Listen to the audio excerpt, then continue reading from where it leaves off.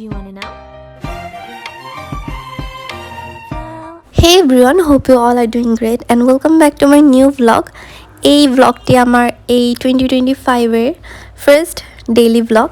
তো ওই দিন আমি সকালে ঘুম থেকে উঠে প্রথমে ব্রেকফাস্ট করলাম, দেন এক কাপ চা খেলাম। তারপরে আমার একটা ভিডিও শ্যুট করার কথা ছিল, একটি প্রোডাক্ট রিভিউ ভিডিও। তো আমি সেটা শ্যুট করলাম আর এটি ছিল আমার ওই দিনের মেকআপ লুক। সুন্দর সুন্দর মেকআপ করে সুন্দর সুন্দর আউটফিট পরে যখন বাসায় বসে ভিডিও করে দেন রিমুভ করে ফেলতে হয় তখন অনেক অনেক অনেক খারাপ লাগে।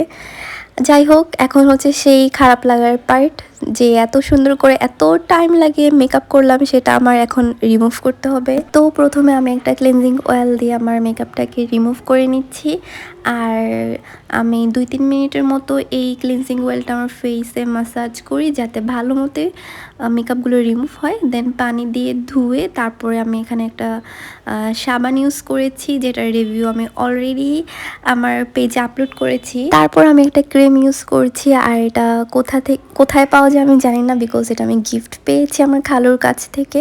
আর এটা অলমোস্ট হচ্ছে নিভিয়ার একটা ক্রিম আছে না, যেটা এরকম ব্লু কালার একটা বক্সের মধ্যে পাওয়া যায়, ওটার মতোই। তারপর আমি একটা সানস্ক্রিন ইউজ করেছি, আমি একটা পেজ থেকে এই স্যাশেটা পেয়েছিলাম সানস্ক্রিনের, এটা মেবি একটা টেস্টার ছিল।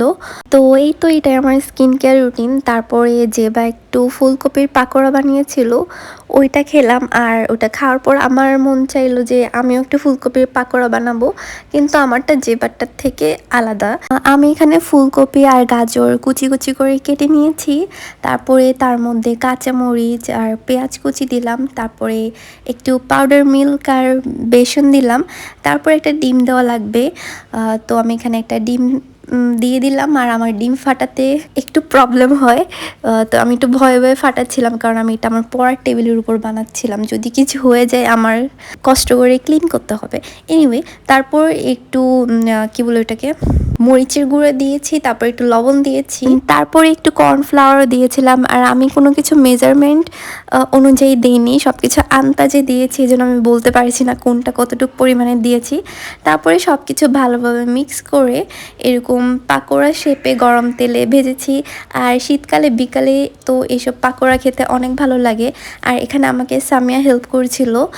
তো আমার পাকোড়া রেডি। তো বিকালের নাস্তা আমরা এই পাকোড়া দিয়ে করলাম। দেন আমার একটা পার্সেল এসেছিল, যেটা টোটালি আনএক্সপেক্টেড ছিল। ওয়েলেসিয়া থেকে একটি আমাকে নিউ ইয়ার গিফট বক্স পাঠানো হয়। বক্স খোলার পরই প্রথম নজর আমার চকলেটটার উপর পড়েছে আর চকলেটটা দেখার পরে আমি খেয়ে ফেলি। তারপর আমার মনে পড়ে যে আমার তো পিকচার তোলা বাকি।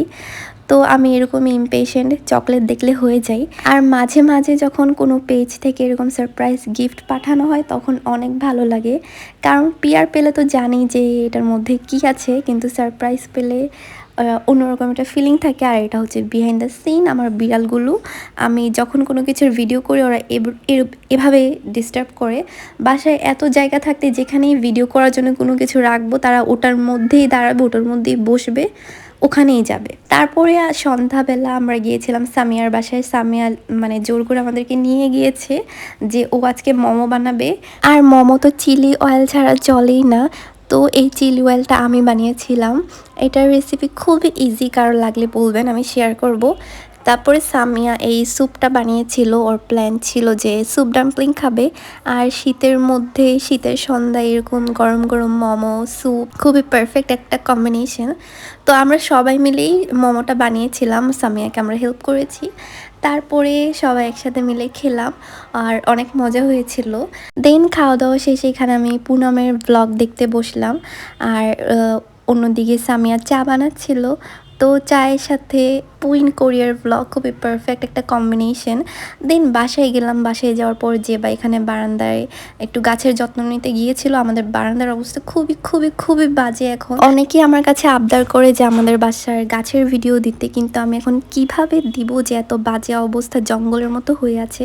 কিছুদিন পর গুছিয়ে দেন আমি সুন্দর ভিডিও করব। অ্যান্ড এতটুকুই ছিল আমার আজকের ব্লগ। Thanks for watching.